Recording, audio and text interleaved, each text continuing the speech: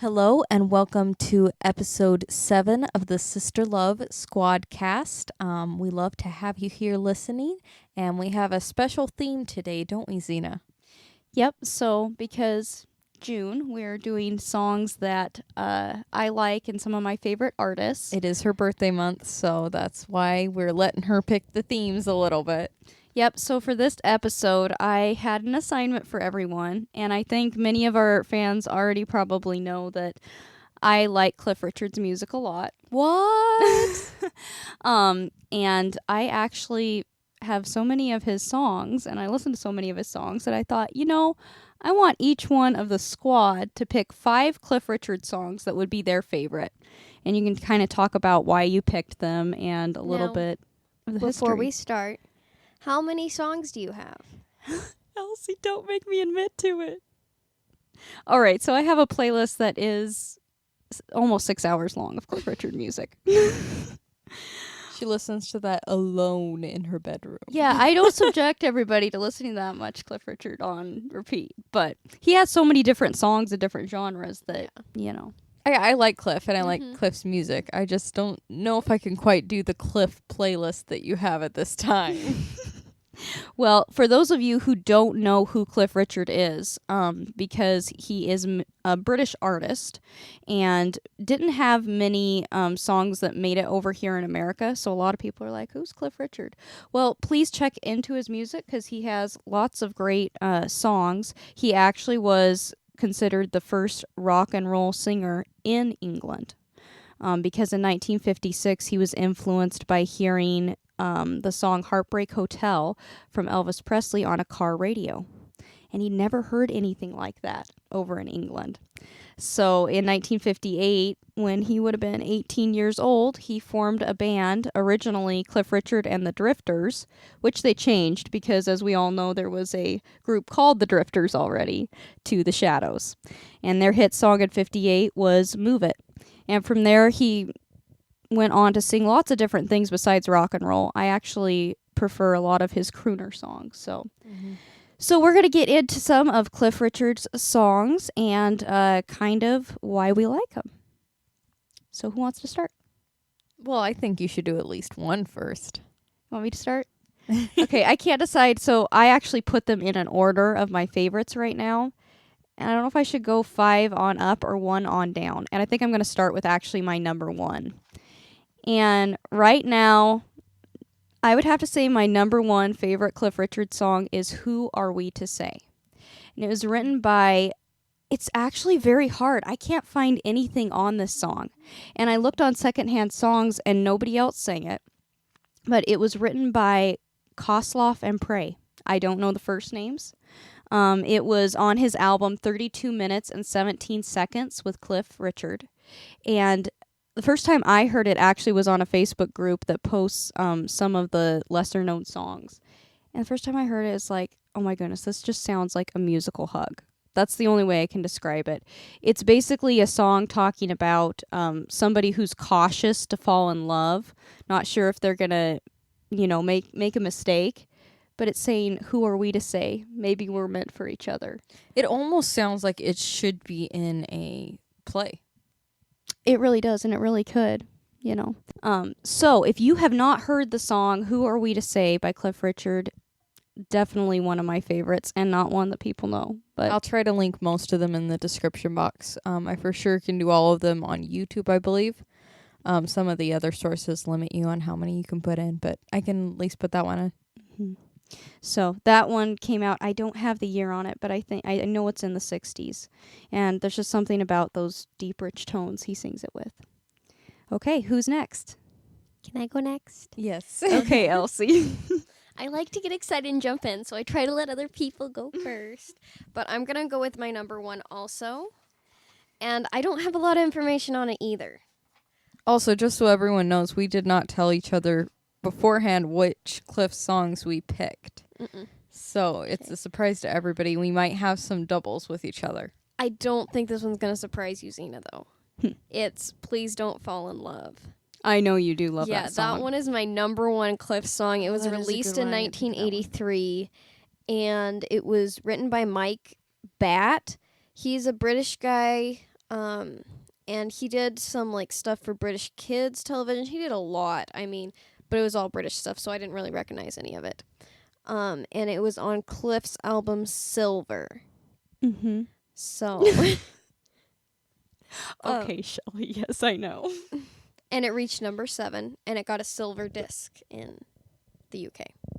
Yeah, That's kind of the song is Yeah. beautiful. Yes, Cool. yes. The England version of the cover is a little weird, It is. but the Japan cover is really I nice. think that's the one they have on. Maybe it's the single cover. I don't know. I think the Japan cover is the one they have on Wikipedia.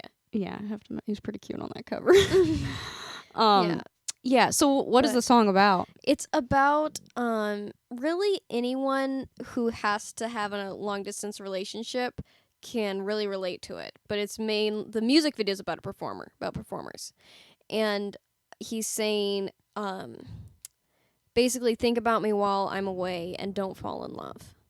In the music video, he's in a different country, she's still in the UK or America, and she's on stage like ballet, and she's been dancing with this guy. And he's basically writing her saying, I've heard that, you have to dance with this guy and stuff, and just don't fall in love. Yeah, Please don't fall. Promise me, baby, don't fall in love. it's very pretty. I didn't quite understand the music video the first time I watched it, but I guess that's kind of a good summary of it. Yeah, it's probably one of my favorite Cliff. Why music is it your videos. favorite? It's just really cool, and the song is soothing, and I feel like it makes more sense. well, that's always the thing with music videos, Mhm. they either they totally make sense, they tell a story, or they're just live performance, or they're just way out there and what is going on. I like the either live performance, but my favorite is the ones that tell a story Mm-hmm. Really? well. Those tell a story well, that don't add too much information to the song. If If it's they done add well. too many aspects, then it kind of It's hard to do a music video well, in my opinion. That would be kind of a fun episode to do, talking about our favorite music Oh, I videos. could do that. Yes. yes. Yeah, that one might be kind of tricky for me. Although I have one that I know nobody else understands, but I do like it. Which kinda could tight. relate to this one. Yeah, it's in This my honorable podcast. mentions if we get to honorable mentions. Well, we'll save that one for you. Next up. I guess it's me. So I'll go with my number 2. I don't know what the song's called because Xena told me the other day it was called Don't Go. I think it's Oh No, Please Don't Go. Yeah, I think that's right. I looked it up and it said some said don't go, some said don't let go. Mm. Oh no, please don't let go, don't let go. So I don't know exactly what it's called. I think it's Oh no, please don't let go. Have I even heard this one? I don't know if you have, actually. I kind of rediscovered it the other day. But yeah, I believe it's on his Wired for Sound. Yes, the Wired for Sound so it's album. 80s. Mhm. Yeah. Yeah, I didn't get the year on that I one. think, don't quote me, you'd have to look. I think it's 81. I 'Kay. have that album. And I think also it's didn't 81. get who wrote that one either. But I just heard it recently and I really like it. It's definitely 80s and that's my kind of style of music I really like right now. So, Wired for Sound. Do you know if Michael W. Smith sang that one? Because I was adding songs to my Christian playlist, Mhm. and it said Wired for Sound, Michael W. Smith. I added it, so I'll see when it comes on. But do you know if anybody else sang that one? It very well could have been. It actually isn't a gospel song, but it's there's kind of a cool story behind that album. It's kind of one of many where there's a lot of secular songs on it, and then there are actually a couple gospel songs. And the reason that Cliff did that is because, of course, after his father had passed, he went through a crisis and he came to the Lord and dedicated his life to the Lord. In fact, he was going to give up music and be a pastor, but the way things turned out, he kind of realized, and the Lord showed him, I can use you more in the music industry. So he's made a big impact, and that's one of the reasons that I really like him and his music, and lots of interviews that I've heard. Some of the things he says and some of the songs he's written. But that album, Wired for Sound, and then also Now You See Me, Now You Don't, obviously the mainstream was not going to play gospel music. It wasn't really in. And in the 80s, you were either completely a gospel artist or you were completely pop. Right, right. So some of these songs, they're just subtle enough but clear enough that you could get the message out by putting them on an album with other songs that are, they're not dark themes, but they're just kind of secular pop fun themes. And Wired for Sound is one of those albums because 2 of the Christian songs on it are Summer Rain and then Better Than I Know Myself, which is one of my favorites. Yeah, that one's good. Well, I guess it's my turn. I was looking over the 2 songs. I haven't listened to too many Cliff Richards songs. I thought, but I guess I have, especially with you living in the house. Yep. But the first one that I'm going to say is Constantly, because that's actually the first one that I heard you singing. Or You introduced me to that, actually. Did I? Yes. Yeah. Yes. So this is going to, kind of segue. Shake up into- my memory. Yeah. So the first time that we heard that song, we were looking through different songs to put on a set list for a show. And you came across that one. And you said, "What is this song?" Constantly. And you played it. And you're like, "I love this song." And I was like, "I love it too." And you're like, "It's by Cliff Richard." And I'm like, I don't know. I've never heard of him. And so you said, "Well, we were going to put this on the list." And I learned it and performed it. And really, I didn't look that much into him after that. Yes, I'll give you credit. We saw another one of his songs, which I think is on your list that you liked. But it was actually later on because I listened, and I mean, I'll admit that there's no artist, of course, that has 100% great songs. And I don't like all of Cliff's songs. And the ones that I heard after Constantly, I was kind of like, they're okay. But Elsie actually introduced me to one, which we'll talk about a little bit later. And then I started listening to more and more and realized he had some great ones. It's really hard for me to remember which songs I introduced you to because I'm really on a rabbit trail with songs. I know. We could get way off. We do. And It's a road with no end. it is. It is. It is. That's why we're able to do a podcast about music. And honestly, we could probably do a 3-hour podcast just talking about music. I'm telling you. Yeah, but no, I remember that both of us were like, this is a really pretty song. Yeah. It was, this song was you say, well, you know this better than I do because you have a PhD in Cliff Richard's She's a super songs. fan. She is. Yeah. Originally an Italian song called Ladera. Ladera? Ladera. The- Ledra. No, it's like I looked at the pronunciation. It's like Ladera. Yeah. The ivy.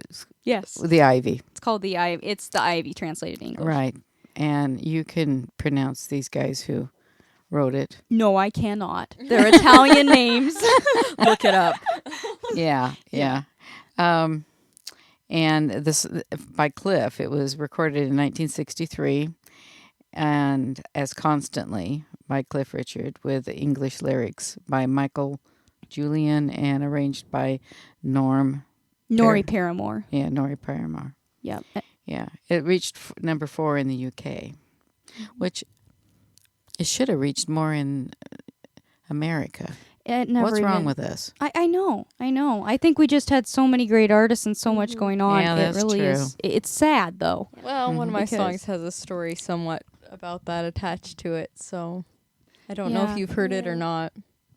Yeah. So anyhow, Constantly will always be one of my favorites because it actually was the first Cliff Richard song that I performed, and that we added to our. Do you have any other notes on why it's one of your favorites? No, it's a pretty song and it Well, makes you, I don't know, reminiscent for me. It does. Oh, Yeah. it was made for his voice. Yeah. It really Mhm. was. yeah. Mhm. So that was actually number 5 on my list. So I Constantly. took some notes on the original song, the Italian one, Mm-hmm. and it premiered in 1958 at a music festival, Yeah. and it placed second behind Nel Blu de Pinto de Blue, which is Volare. So I would like to hear the Italian version. yeah. Okay, so I have listened to it. Is it the same tune? Is it the same?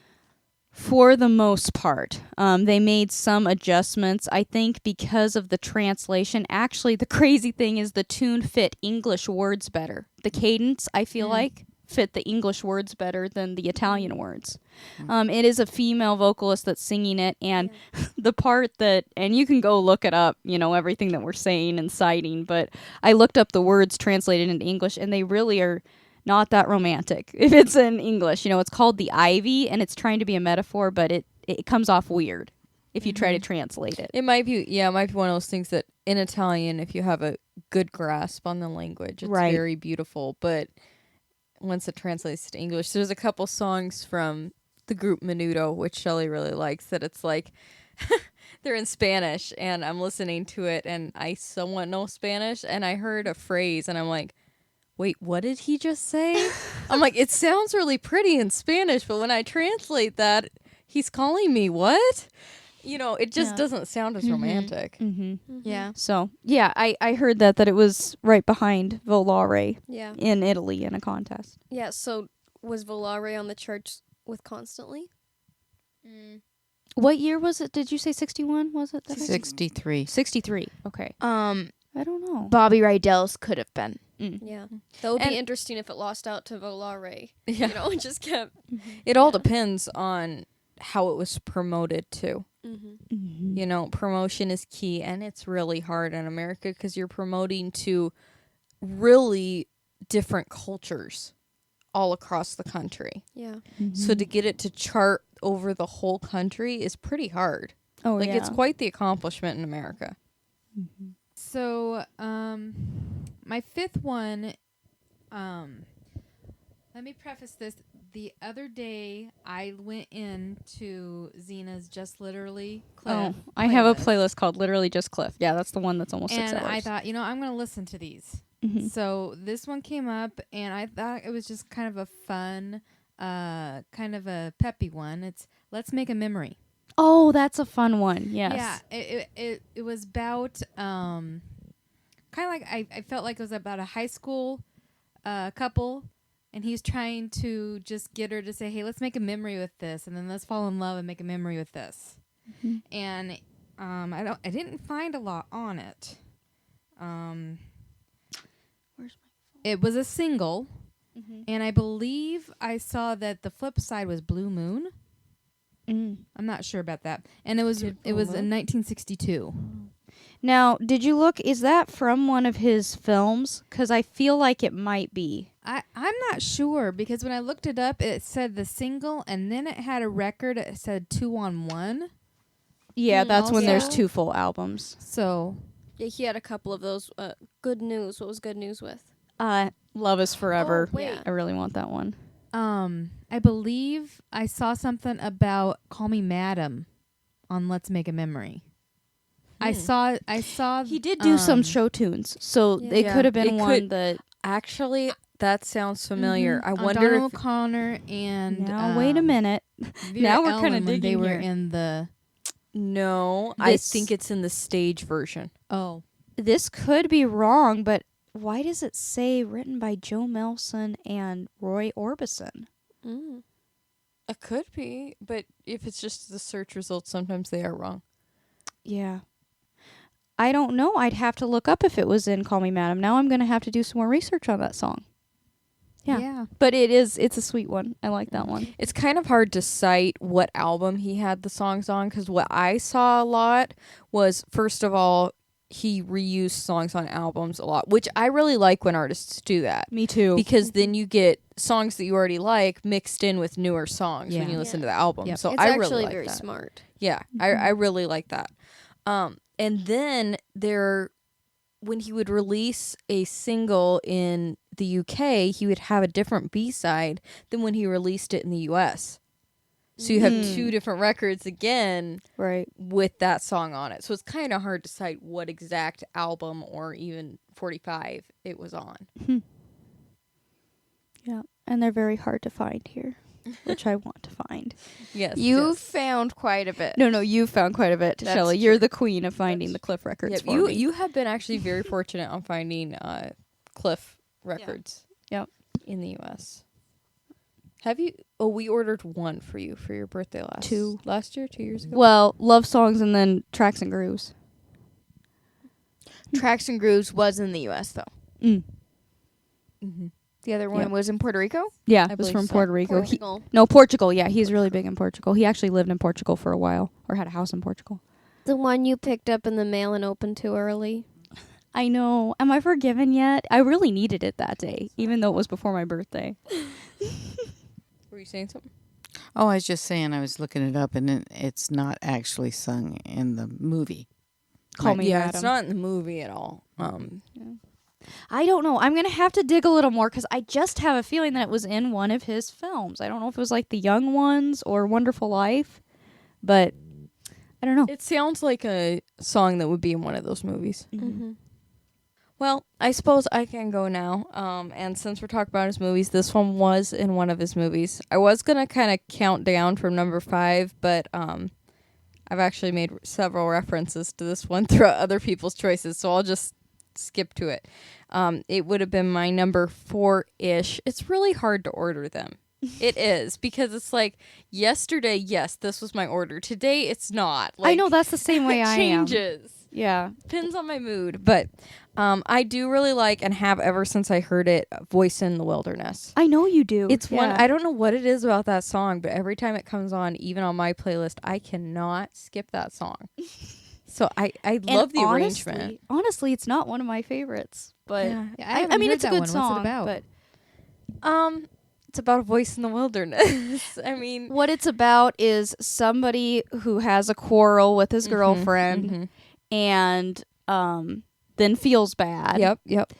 And so basically it's saying the voice in the voice in the wilderness, the voice of true love. Mm-hmm. So basically it's saying that if you just shut up, then I think that's what it's saying. It's saying stop fighting and thinking about yourself, apologize to the girl, Right. and love will win in the end. That's basically what it's talking Mhm. about. Yeah, throw away the pride. Yeah. Which is kind of funny in regards to a story I have on this one. Really? But anyway, it was released on January 15th, 1960, and the songwriters were Nori Pirmore. Yep, that was one of his main producers. He did Yeah, a ton with him. What was it? On Constantly, it said that they worked with each other from 1958 to 1972, and he died a fortnight after We Don't Talk Anymore came out. Oh. Yeah, but Yeah. he didn't produce We Don't Talk Anymore. Mm. That was after the Anyway, he did it with Bunny Lewis, Okay. who I was kind of looking into him, and he was a manager. Mm-hmm. So he wasn't majorly a songwriter, but he was a big manager in England, apparently. Okay. He had a really long name. I can't remember what the whole thing was, but he went by I'm Bunny. trying. This wouldn't have been his first manager. This is what year is it? No, 60. No. No. Anyway, the B-side was "Don't Be Mad at Me," Okay. Which- I've never heard that one. which is rock and roll. Mm-hmm. That's probably why I don't listen. It to was that featured much. in the film Express Bongo. Right, Espresso Bongo. Yep. Which actually that was earlier than 60, wasn't it? I thought that was his very first movie. Maybe it was 1960. Well, it may have been. Let's see. See when the movie came out. 1959. Yes. That's what I thought. So it was 59. recorded in the movie. This is what it was talking about with the recording later. And then they didn't release the version that was in the movie. They re-recorded it. Mhm. And that recording was recorded at EMI Studios, Mhm. which turned into Abbey Abbey Road. Road. Yep.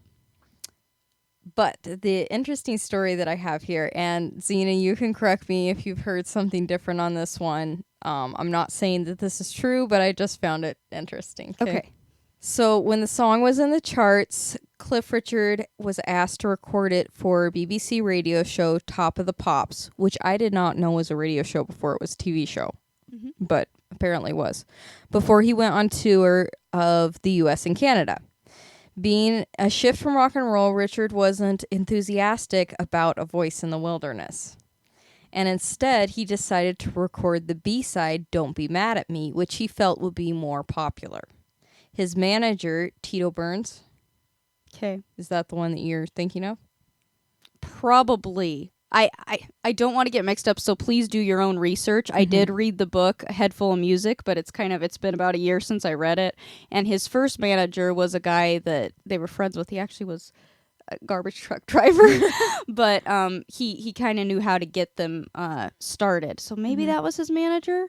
Yeah, at I didn't that look time? much into the Or is he actual the name. Australian one? He was a good I can manager check too. that real I don't quick. This guy's from London. Oh, maybe it was the first guy then. I don't know. That really upset his manager, Tito Burns, that he did Don't Be Mad at Me instead of A Voice in the Wilderness for Top of the Pops. Mm-hmm. He was not happy when he found out that Richard hadn't recorded A Voice in the Wilderness and began telling him about the importance of plugging the A-side. Richard stubbornly replied to this by saying that it was his choice and he preferred Don't Be Mad at Me. Whilst in the U.S., upon hearing that A Voice of the Wilderness was at number 2 on the UK singles charts, Richard asked Burns if he thought it would get to number 1. To which the reply was, with a good plug on the radio, just now it might. So basically what he was saying was you lost your chance by switching it out for That could very well be true. The other I song. couldn't remember if it were those songs. But you know, he'll admit in his book, that's why it was interesting to read, he was 19 years old. Mm-hmm. And with his one song, Move It, you know, that was cool and that's what was in. But he had to definitely be taught that you got to play to your audience, not to what you want to do. And yeah, he had a lot of growing up to do at 19. Well, it does. It sounds like a 19-year-old. Like, I'm not condemning him for it. It sounds like, you know, any 19-year-old boy wants to do the, you know, rock and roll, or now it's hard heavier rock. Yep. You know, that's what they want. But Cliff really has a voice that's just beautiful with the ballads. Mm-hmm. And I do think his manager had a point in the wanting to promote that one. Yeah, it's true. And that's why it was good because Nori Paramore was the he had an orchestra and he was the producer that once Cliff, you know, in his book was saying once he realized, you know, do I really want to sing, or is it about, you know, if you want to sing and if your passion is the music, then you're going to sing what needs to be sung instead of letting your ego get in the way. That's the truth with any performer, really. It is. Like, if you have to work for it, then you will, you know. If it's really your passion to be an entertainer, you'll sing anything, you'll perform almost anything to make that work. with your heart in it. Right. Yeah. Right. And then, of course, you can see, at least from reading the book and from everything, you can see the change from, like, when he's 19 and that, and when he had the fame into when he came to his crisis point and came to the Lord. There's definitely more of a humbleness there. Yeah. And he started singing the songs that were softer. Have you heard about Nori Paramore's band, the Big Ben Banjo Band?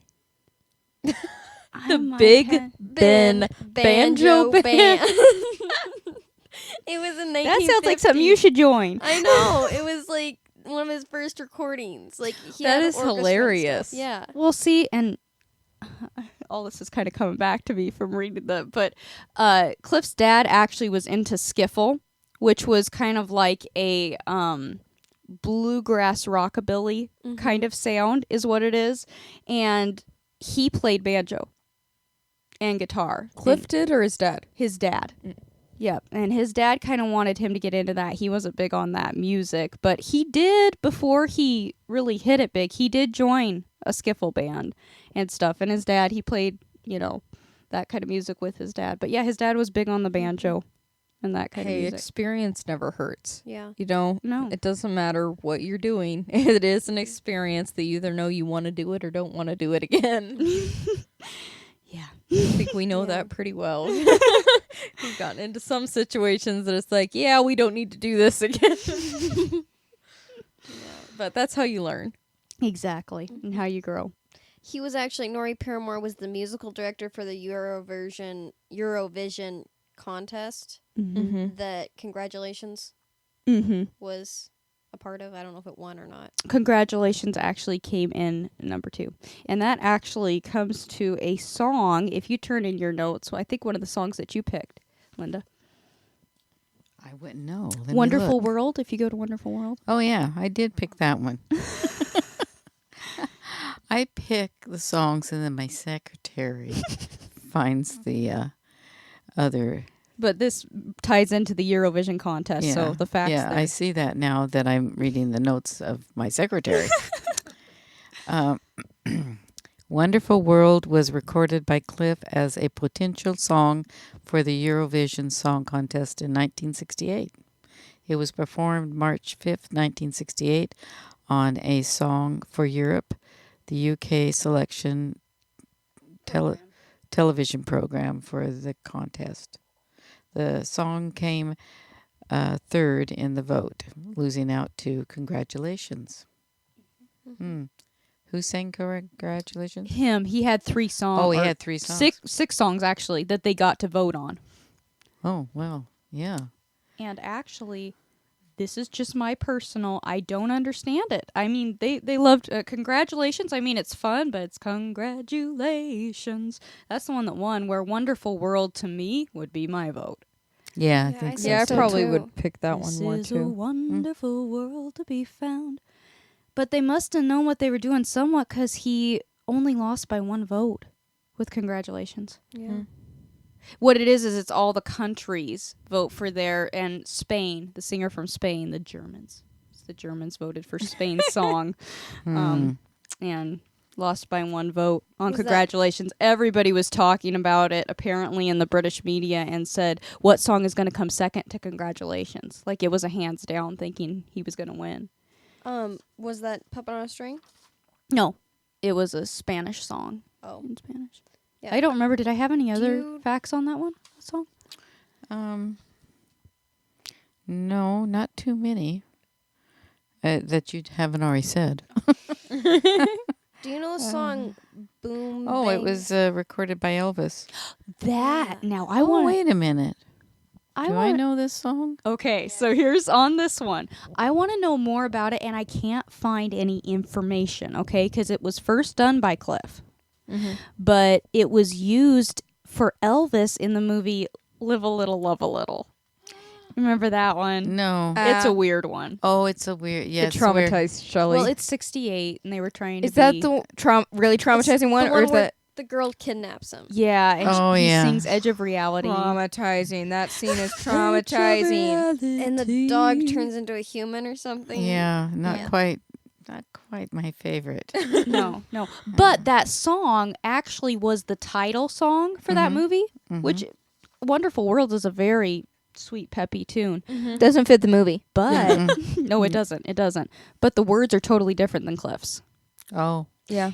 And actually, now maybe I'm being partial here, but because I've tried to sing it both ways, because we have an arrangement similar to Elvis's, and the words are more awkward. I almost feel like, because it says it's by the same songwriters, I almost feel like maybe they were given the opportunity to write it for Elvis, but they couldn't keep the same words. So they rushed and threw words in. That's how it feels. Like the words that Cliff sings are a lot more smooth and flowing, and the words in the Elvis one are a little bit more, you have a lot of words to fit in the line. So, but that's just me supposing. I don't know how that came about that he ended up singing it in that movie. Different words. probably my over the constantly. Although that's a nice one. I love Summer Holiday. It's so perky. Yes, that that one's one is good. so It is fun. good. People Yeah. love that at Going shows on a too. Yeah. Summer holiday. Yeah, it was written for his movie Yep. Summer titled by.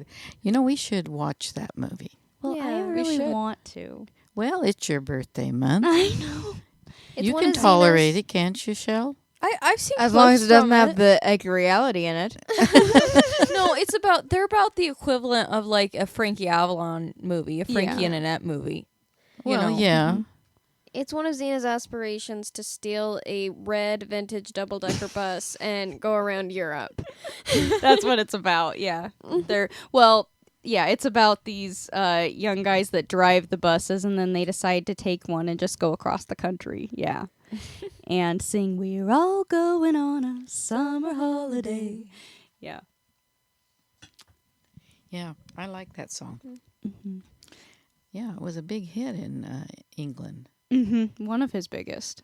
Yeah. It says the film had its world premiere at the Warner Theatre in London's West End on January 10th, 1963. A crowd of 3,000 people turned up to Leicester, how you say it, Square, and Cliff was unable to exit his car due to the crowd, so he did not attend the opening. Yeah. They couldn't make a way through. That's really sad. I know. I know. Well, that's what's a funny story he told in Head Full of Music, the book. He was there when the Beatles first started. And, they were kind of like, they'd been through this. The crowds and the girls and all that kind of thing. And the Beatles were still a little bit, while they were in England, before they'd come to America, they were So still... Cliff had been through it. The Beatles hadn't yet. The Beatles hadn't yet. They hadn't been to America yet. Right. This was still towards the beginning. And he kind of got to know some of them, and they got to be friends. And they were at this, I think they were performing at the same place or something. And they said to him, I think him and the Shadows are like, okay, so how are you going to exit? Like, what do you have a vehicle ready to exit? And they says, oh, we were just going to walk out the main. He says, no, you're not. Not with how popular you are. They were still, had not quite had the huge crowds that they ended up having. But he had already had the success earlier on and was like, we have a van ready that you guys can just come in and use because you're not going to make it out there. Yeah, because Cliff had to run into a telephone booth one time, didn't he? Yeah, like in 59-60 when Move It was a big hit. Yeah, he had girls chase him from the back down and he had to lock himself in a telephone booth. At least there was a phone. You're right. So, yeah, and that, I think I had another note on Summer Holiday. I can't remember what it was. Oh, yeah, it became one of his most popular songs and one of his most famous. And I don't think I wrote this part down, but it became one of the songs that he often performed. So at Wimbledon, the tennis, later on he got into tennis. And he would go and watch tennis. And if it rains, they have to just sit there and wait at Wimbledon. Mm-hmm. And these diehard fans of tennis, they'll sit there and wait. But there's nothing, like they can't play while it's raining. Right. So he started entertaining whenever there would be raining at That's Wimbledon. so cool. It's a neat thing to do. I know. So, and that was one of the main songs that he sang. Anyway. In the rain. Yes. And make people think of the sun. Summer, It's like yeah. summoning the sun. Yeah. Okay, well, my number 2 that I had down is My Foolish Heart.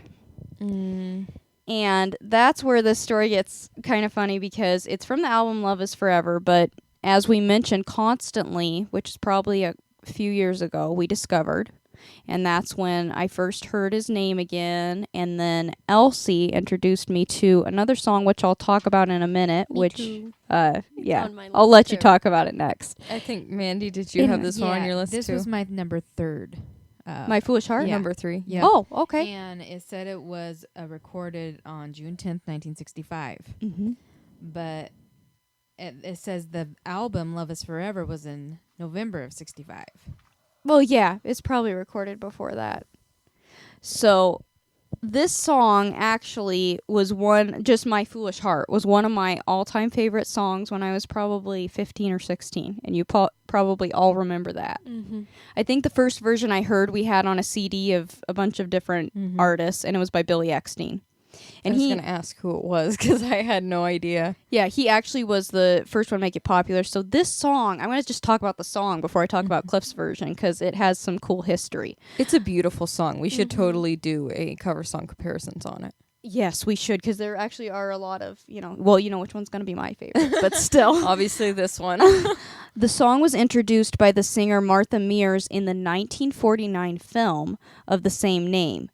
Starring Susan Hayward and Dana Andrews, My Foolish Heart. That's another one we got to watch. We need to watch it, yes. I've been wanting to watch it for some time. So Summer Holiday and My Foolish Heart. Okay, and then the synopsis of the movie is after being visited by an old friend, a woman recalls her true love, the man she met and lost years ago. The song received actually poor reviews from critics, always the critics, but was still nominated for Academy Award for Best Original Song and only lost to Baby It's Cold Outside. You know, it was best yeah, I know. That's a fun one. I can get Yep. So in the UK, the song reached #1 on the chart based on sales of sheet music, staying at the top spot for 11 weeks in 1950. So it's obviously been a song that spoke to a lot of people anyway, regardless of what the critics say. What do critics know? Cliff's version was released, as you said, in 1965 on my favorite Cliff album, Love Is Forever. So this song, when I first heard it by Billy Eckstein, this is when we first started doing like comparisons of songs, because I remember you said, well, let's look at who else sang it. And there's a version by Margaret Whiting, which is good too, that I love. And I remember we were looking through YouTube, and we clicked on this one, and I absolutely loved it. It was this guy with this rich voice, and they had these young pictures, and he was pretty cute too, I thought. And, he said, oh, I've never heard of him. So we saved it. Back when we used to save it on Pinterest, we had a whole board of the songs we wanted to save. And I kind of forgot about it, how things are phases. I kind of forgot, not about the song, but about that particular version. And then when I started listening to Cliff again, I actually thought, now wait a minute. Who sang that version of My Foolish Heart? Mm-hmm. And I went back to the Pinterest board, and it was Cliff Richard. So I obviously had loved Cliff's voice even the first time I heard it, and then I totally forgot. Yep. And I just thought that was really cool. But My Foolish Heart is definitely a epic love song, and it's kind of one, that everybody can relate to at some point. It's one that everybody should listen to. It really doesn't matter whose version, to be honest. Yes. Just go listen to it. Even though Cliff's is the best. In Zeta's opinion. Although I will say, I do really love his version. He delivers it very well. Now, about the Baby It's Cold Outside thing, was that after Neptune's Daughter? Because... Well, 4950, that's what I was thinking it might have been. Ricardo Montalban. Yeah. That's a pretty cute scene, yeah. Plus, okay, if it's Dean Martin's version, I mean... Yeah. I mean, any really You can't version beat of it. it's just good. So, you got to kind of give that to him. But... I like actually, what is her name?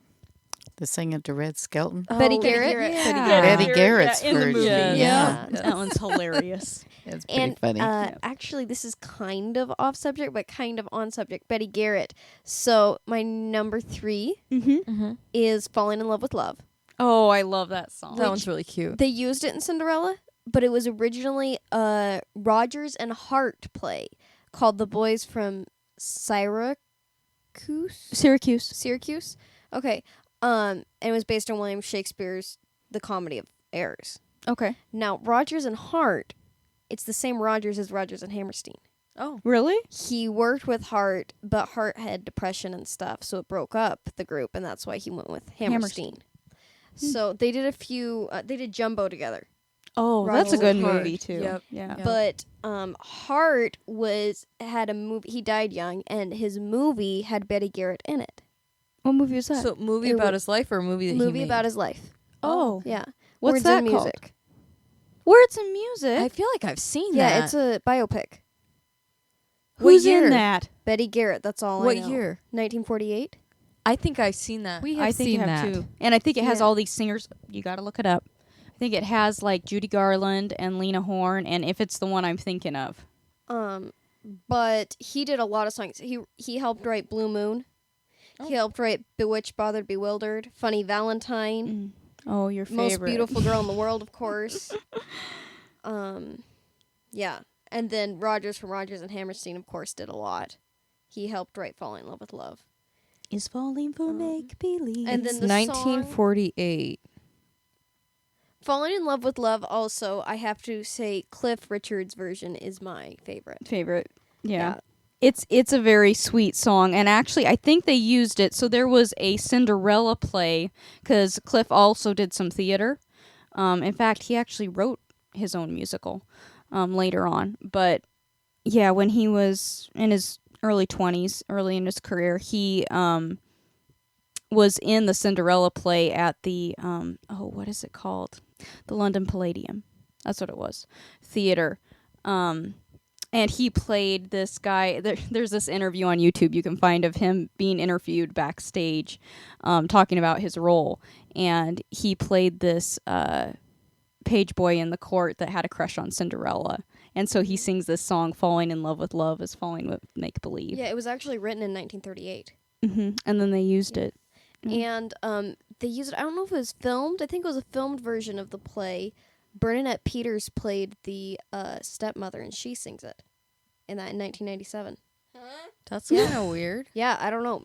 Bernadette Peters sang it as the Or stepmother. was it like a Broadway review? Review, maybe? No, it was. Was She, the 'cause she was actual the play? stepmother in it, Hmm. and it was in Cinderella. So I that's- wonder that if was she does like a Wikipedia. reprise or something like that. Yeah, I mean, she could do it in mocking way or whatever. I don't know. Yeah. Yeah. She could be telling Cinderella to discourage her. I don't know. Right, because you could have that, where Yeah. she's just Yes, telling- I can confirm that Words and Music movie is the one that we've seen. Yeah, It is a Mickey good Rooney movie. plays Heart. Yeah, Mickey Rooney. Gene And- Kelly's in yep. it. Sid I Charisse, thought it Janet was Leigh. somebody I mean, it has tons of stars. Do you remember Mhm. that movie, everybody? It said somebody else, but No, Mhm. Mickey It's been a Rooney is long Heart, time since I and watched that. Tom Drake is Rogers. yeah, 2024 a movie was coming out about him too with Ethan Hawke playing him. I know Okay. that name. I don't even know who that is. I knew the name. Ethan Ethan Hawke? Hawke. Ethan Hawke. Yeah, he was the one that Why? was on White Fang. Oh, was that right? Yes, I believe so. Yeah.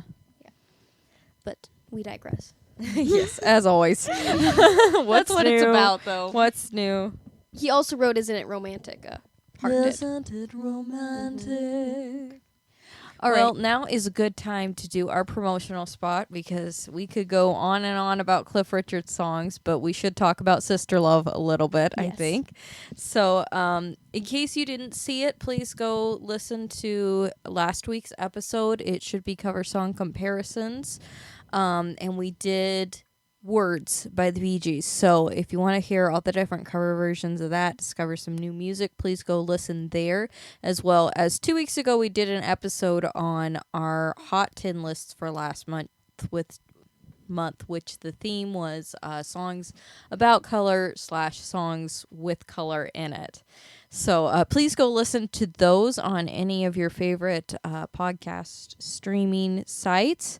We would also, if you're listening on our RSS website, there is a donate button. So if you feel led, please donate and help us support the show here to keep it going.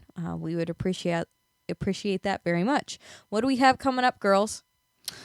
Well, we are headed to Montana. Yes, We're looking we are. forward to that. Yes, we are. So anybody who kind of on the West Coast or in the Montana area, we will be at Trout Creek for Music in the Park.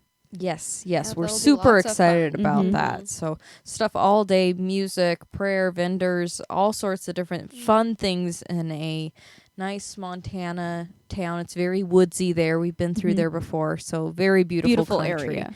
Yep. Yep. So wonderful time there. We're headlining the concert in the evening. About an hour and a half concert, and the next morning we'll be at Trout Creek Community Church to Mhm. do our New New Beginnings Beginnings tour. I forgot on the 18th we're going to be in Draper, South Dakota, Yep. Yeah. to do a New Beginnings tour concert too at the Methodist Church there. And then after our Music in the Park concert, we got to hurry back to Minnesota because we have two major events that week. The 26th, we're going to be at Prairie Meadows in Casson. They're having a big 60s party event. So It's going to be lots of fun. oh yeah, Please come tons, out. tons of fun. And then big deal on that Saturday, June 28th, we're going to be at Rochester Fest. So anybody in this area, we would love to have you come out and listen to us at Rochester Fest. Come show your love and just enjoy the music. We'll be doing a little bit of everything, won't we, Yeah. girls? We're going to go through some decades, so there's definitely going to be something that you'll enjoy. Yep, music yep. for And everybody. we are doing a costume change, so people always enjoy when they get to see the different outfits that we wear. So Yep. think that's It'll be what hard we'll not do to for our like. plug today. Is there anything else you can think of? I want to to hear promote? now. I want to hear another Shelly one on Shelly's list because I know Shelly doesn't listen to too much clips. No, so she doesn't. I'm pretty proud of her for picking 5 songs. I want to hear another one. So you knew it was coming. This one I listened to. I haven't listened to the complete song, but I pretty much just didn't listen to the fade out. Oh dear, I know what's coming. So this song is called, I don't know what year it came out. I think it was 2000s. I could be wrong. Fields of Gold. I have not heard Fields that of one. Gold? I don't even know that song. And it's very poetic, and I'm normally not that into poetic, but it has one of my favorites singing with Cliff Richard, and that is Barry Gibb. Oh my word, she did it again. She still put a Bee Gees She in can't there. have a list without some sort of Gibb on it. I need to listen to that because when I was reading his book, he did a chapter on the Bee Gees, and he's big friends with Barry. They've gotten to be like brothers. So, yeah, I heard that he had recorded with him, and I have not heard it yet. I need to listen to that. I don't know when it came out or who it was written by. I couldn't find much on it, but I did listen to most of it. And, I mean, of course I like the voices. It's just I looked at the words, and I'm like, not really my style, but as long as I the would voices probably are love good. it, right? Yeah, probably. Probably so. Well, let's see. It seems like you're eager to share one, Mandy. Yep. So I have one. It's my number 4. It's called Outsider. I love that song. I just discovered that one. So when I started listening to it, it was like, okay, what's going on here? But what it is this couple breaks up, and I think this is what it is, and the girl finds another love, and he's like, I'm on the outside now, but I wish I was on the inside. And I couldn't find a lot about it, just as a single, and it was released in January of '62. Yeah, actually, I just discovered that on that group I'm in on Facebook, where I found the Who Are We to Say. And I love that song because of the lyrics. And did you see who wrote it at all? Oh, yes, this one is... Okay. Oh, the coffee's kicking in. Sorry. It's getting very excited. So remember in the one episode where we talked about lyrics, lines, and lyrics last month? Lyrics, lines, and lyrics? No, lines and lyrics. Is that what it's Oh, called? you said lyrics, lines, and lyrics. Okay. Reel it back, Xena. Okay, so I had, or maybe it was the color ones. I don't know, but I discovered those, Sid Tepper and Roy C. Bennett. They're the Yes. ones that wrote Outsider.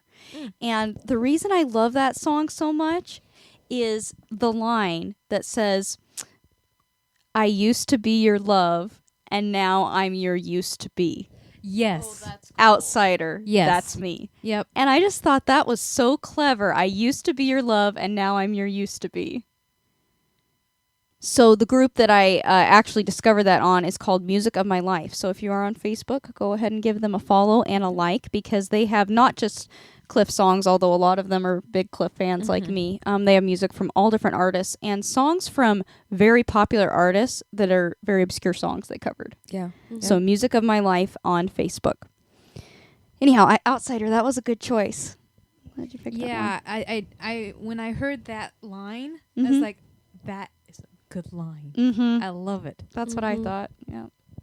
Yeah. Well, people are picking songs that I haven't even heard. I just kind of went off of ones that I knew. I didn't Yeah, me dig too too. much. No, I but- told you to do your research. Okay, Julie. it was hard to narrow down just the ones that I knew. I left out ones that I really like, but I Yeah. tried to go off of the ones that I feel like right now to me are Cliff's best performances. Mhm. And I guess this kind of speaks about how I feel he should be singing, because most of them are slower ones. My one peppy one is A Little in Love, I do like that. because that one is so fun. Yeah, I have that one too. And that one was written by Alan Tarney, who did a lot of his songs, right? Didn't The he good write ones, quite yeah. a few? He did. We Don't Talk Anymore, I think. It's actually like 3 of my 5 are written by him. Alan Tarney. Yeah. Yeah, and A Little in Love was released in 1980 as well. Well, actually, it was released December 9th, 1980 in the U.S. first, Oh, yeah. and that's then probably right. January 12th, 1981 in the UK. So the U.S. got the upper hand on that and getting it first. But that's one of those where they released 2 different 45s. So in the UK, the B-side was Keep On Looking. I don't know if I And heard then that in one. the US, the B-side was Every Man. Hmm. And I'll it have to listen to actually those. did pretty well. I don't know about Billboard Hot 100 is Yeah. US. 17 was the peak. So it's in the top 20. Right. And it was on the Billboard Hot 100 for 5 months. Oh, wow. So that is pretty good. UK, it topped at 15, but it was in the top 5 in Canada. And it was like a big hit in some of the other European countries. It's a fun song. It's got that 80s sound kind of, but also country. Like surprisingly country. And I feel like it draws on his 60s music too. Like it's kind of just a conglomeration of the whole Cliff experience with that song. So I think that one's really fun. It's fun to sing to too. It is. It's a peppy one that you can definitely sing along to.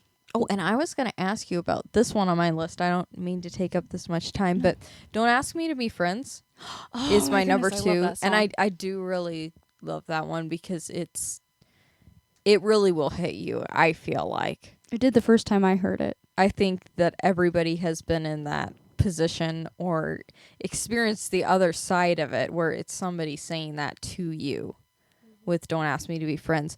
But did you know that the Everly Brothers originally did it? I did, yes. Yeah, it was their song first, and it was 7 weeks on Billboard Hot 100 for them.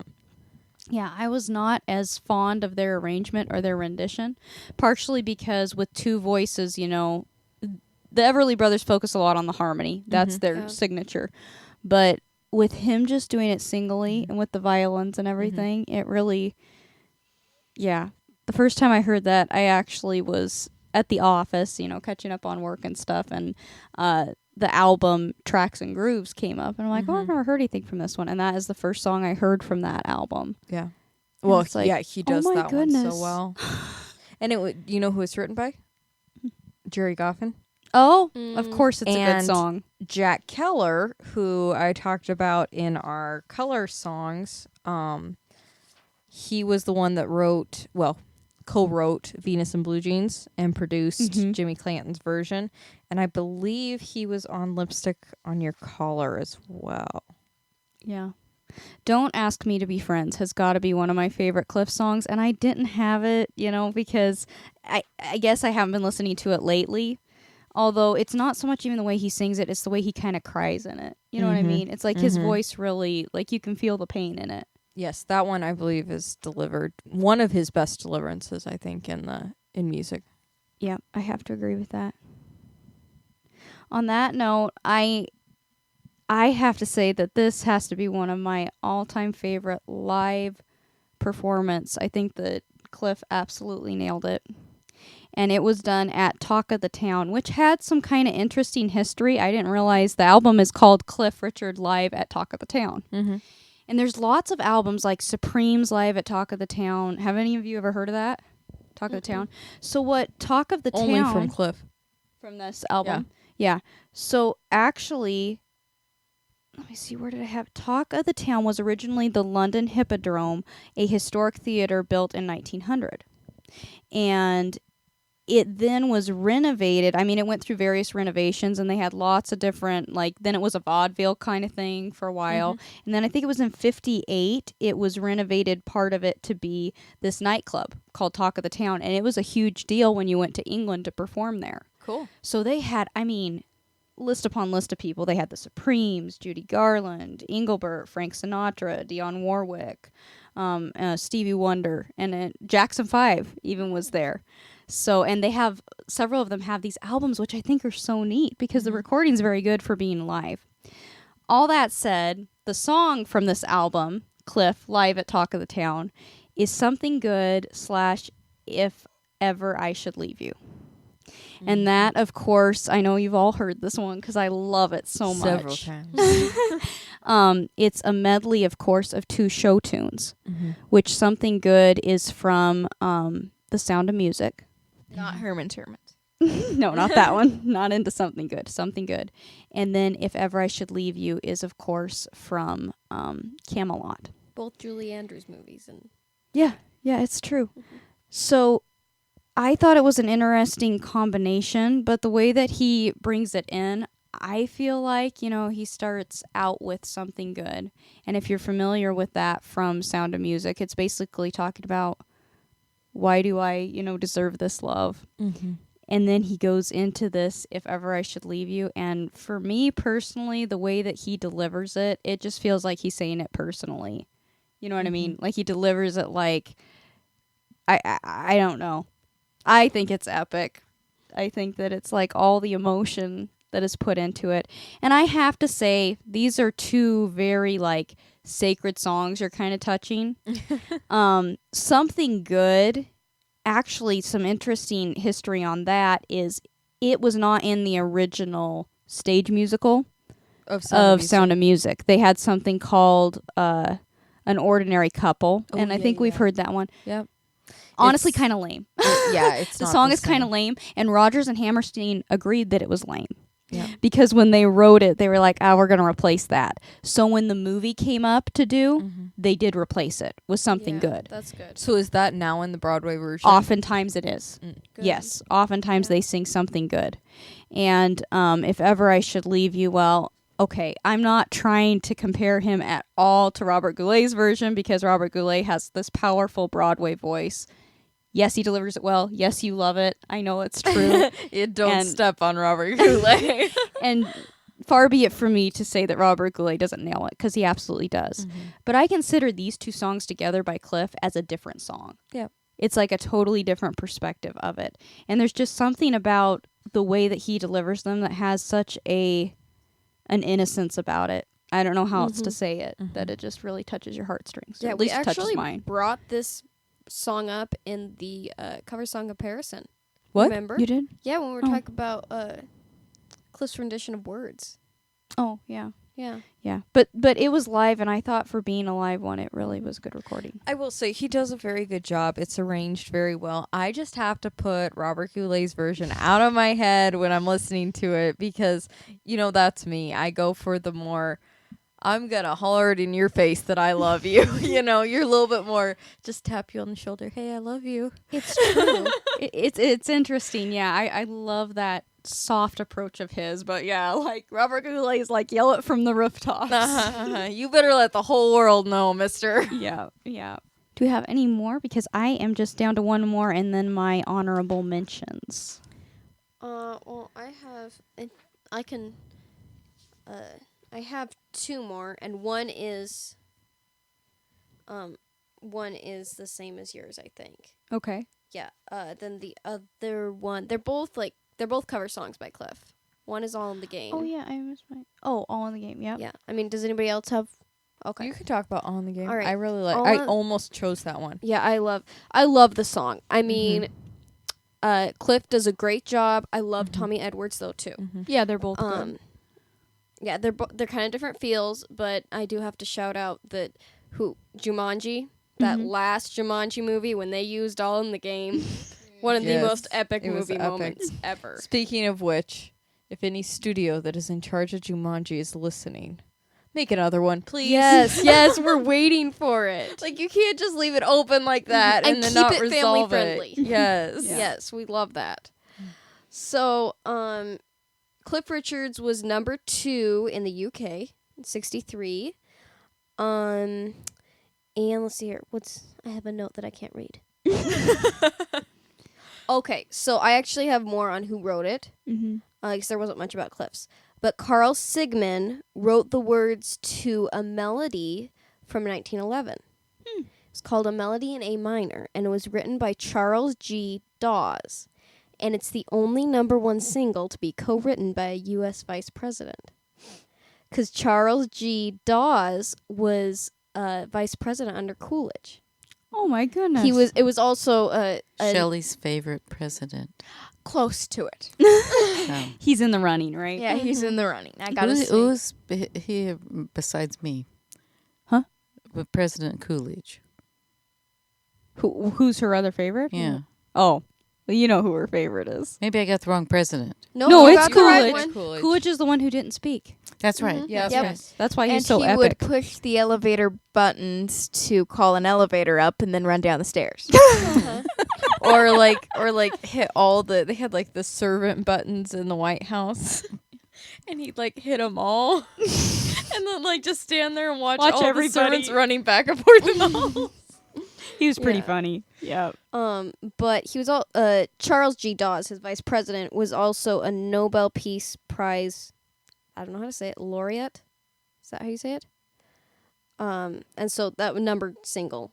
That he was the only one of those to get a single too. One of those. But he composed it for his flute because he was a flutist and a pianist, and he played it for his violinist friend Francis McMillan, who he was a famous violinist. Okay.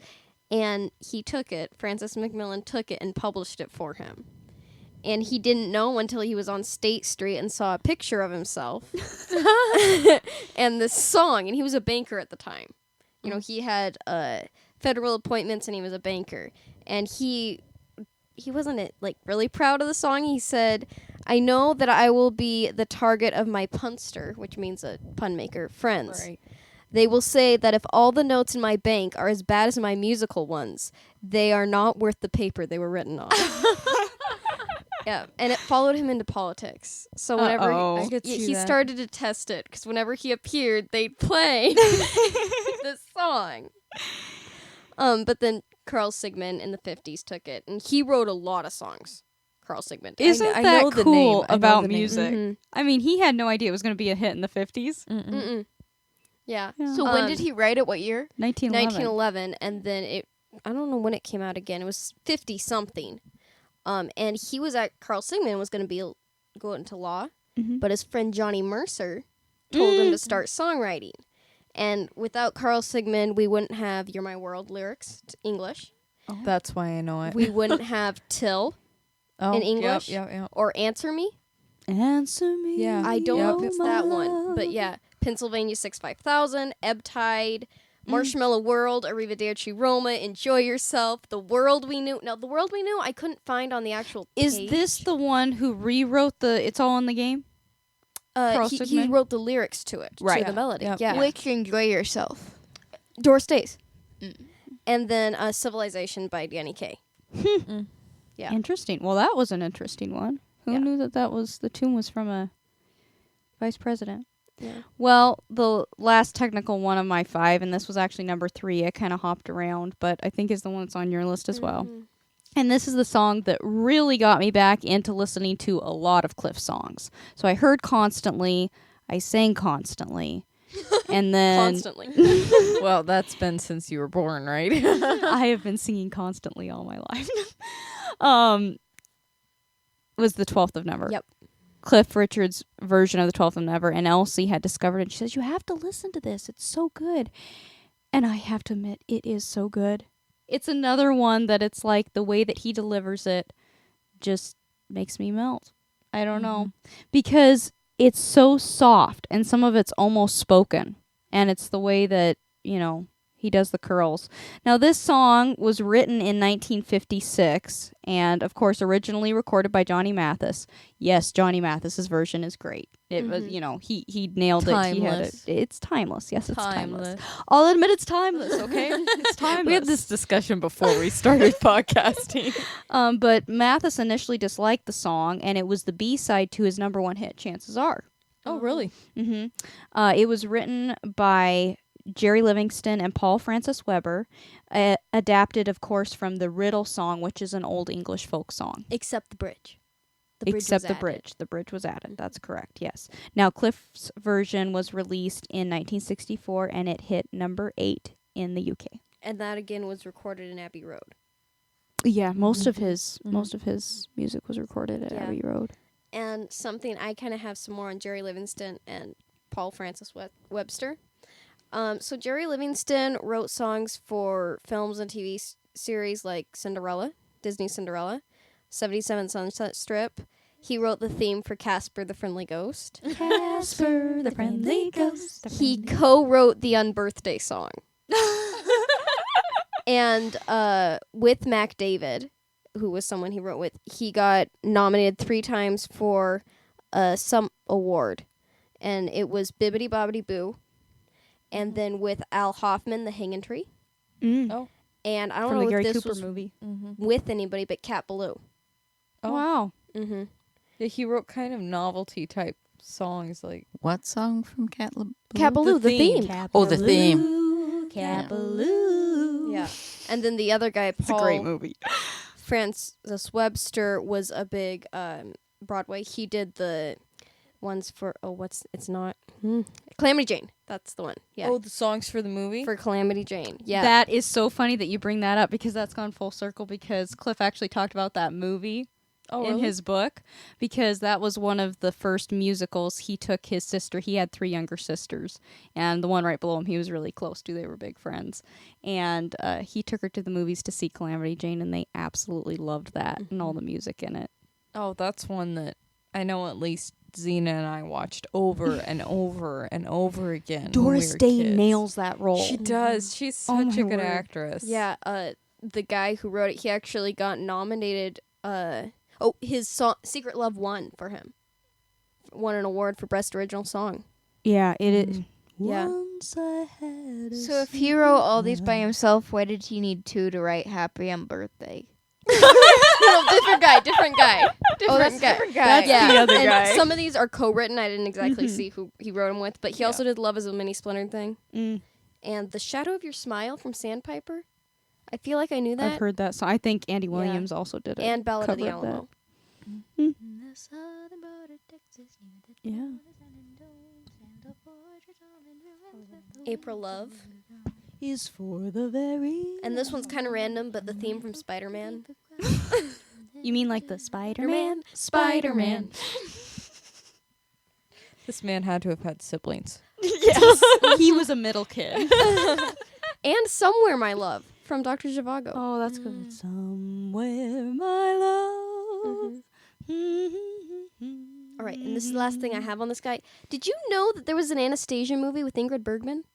Yes, I did. Yes. Yep. He wrote the theme for that.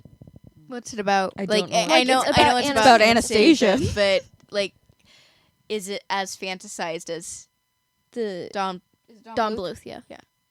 No. No, it's more serious. It's More more historical. Historical. Yeah. It's depressing. Yes. But it's the same kind of theme because it's about the imposters and the real one, and the people who come I up. think and she be thinks her. she is the real one. Yeah. I Finds think. out she isn't or something. Yeah, there's more. You know, it's when you know the ending. Mm-hmm. But she, good actress. You Yeah. know. Well, anybody else have another song they want?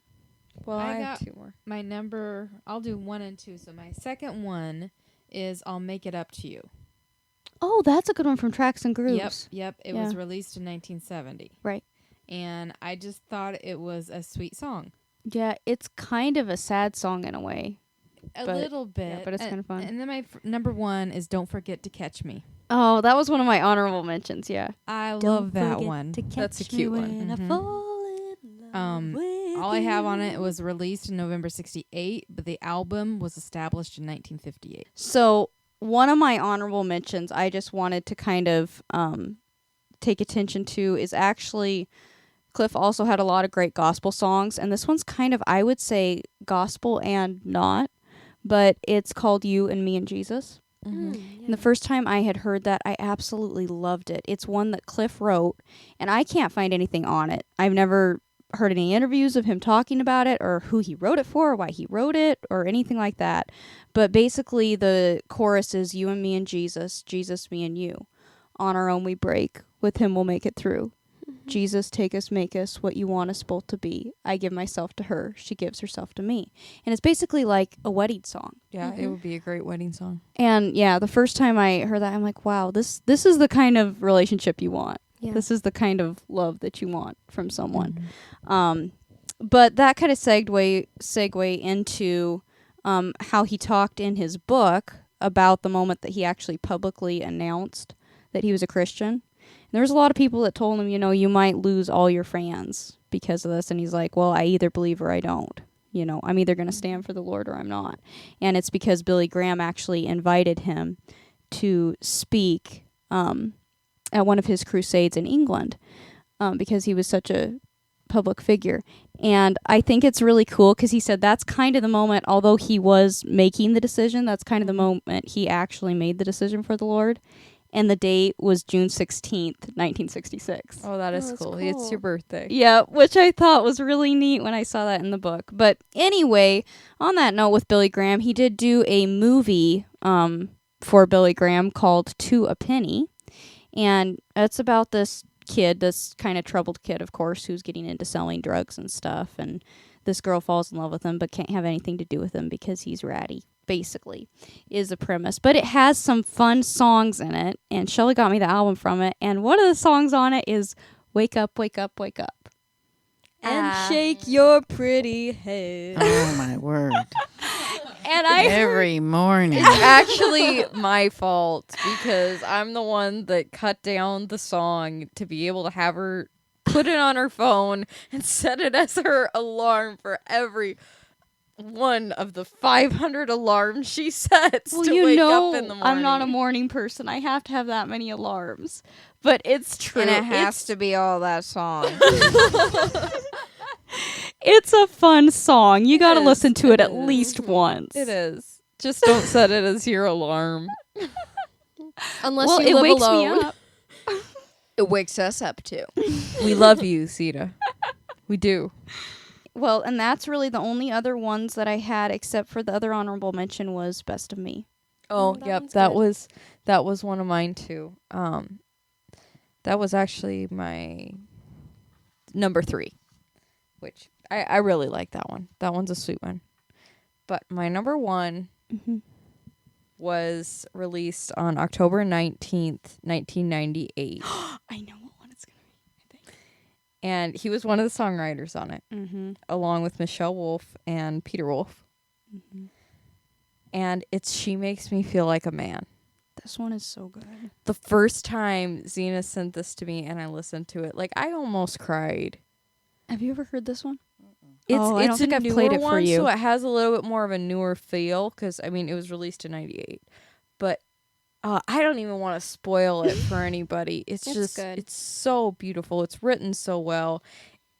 The end of it is so epic. The way it's arranged, it like goes a cappella and then he comes in full strength, and it's just such a great message that like the That's right what I like. woman really makes a man feel like what he's supposed to be. The protector and Right. I will give away that one line. I love the line where he says, "I'm her hero," she says, "but I'm not sure why." Yeah. And I'm like, that's what it's like. You know, some of his tunes, maybe not the best, but some of the songs that Cliff wrote the words to, Mm-hmm. it's like, wow, there's a lot more there than you realize. And he doesn't talk a lot about the ones that he actually wrote. No. But- but that one, I think it right now is definitely the top Cliff song for me. Out of all that's a of good them. one. I was wondering if you'd have that on your list. Yeah. I had We Don't Talk Anymore in that spot. And I'm like, I like the song, but I feel like that can't be my number 1. And then that one popped back in my head. I'm like, yes, that is it. Yeah. So if you get a chance, yeah, definitely. She Makes Me Feel Like a Man. Cliff Richard. Okay, well, in conclusion, are there any that somebody just wants to mention, or did we get to talk about all our songs? Well, I have 2 more, but Oh, mention it at least, because I think one was on my list too. I don't want to love you, and You Keep Me Hanging On. You Keep Me Hanging On. Yep. Actually, those 2 go together. They do. They do. Yeah.